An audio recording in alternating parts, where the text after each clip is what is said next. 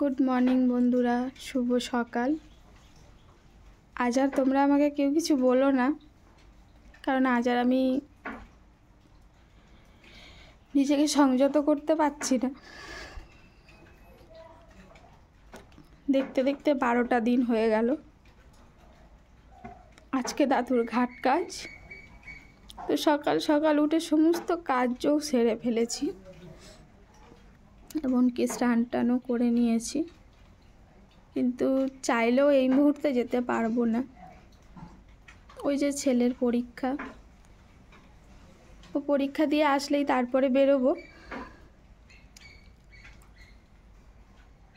আজকেই বাপের বাড়ি যাব, কাজযোগ সেরে তারপরেই ফিরবো।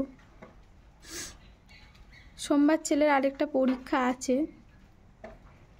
তো ওখান থেকেই পরীক্ষা দিতে যাবে, আর আজকে পরীক্ষাটা দিয়ে আসলেই তারপরে বেরোবো।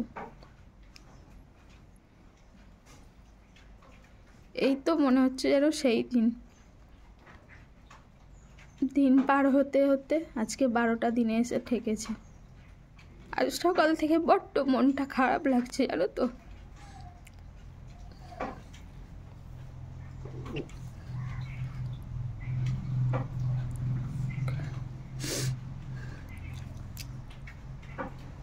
বাপের বাড়িতে যাব ঠিকই, কিন্তু মেয়েরা যখনই বাপের বাড়িতে যায় তখন কিন্তু আনন্দ করেই যায়। তবে আজ বাপের বাড়িতে যাব, কয়েকটা দিন থাকবো অবশ্যই, কিন্তু এই যাওয়াটা কোনো সুখের না,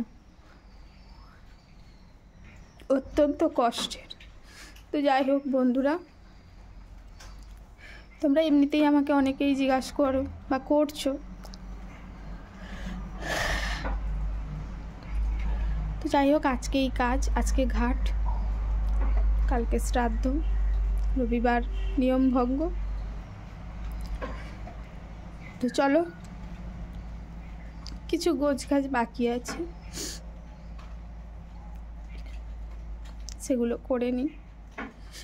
অবশ্যই আজকে সবাই একটু আমার দাদুর জন্য প্রার্থনা করো, আমার দাদু যেন অমৃত লোকে গিয়ে ভালো থাকে।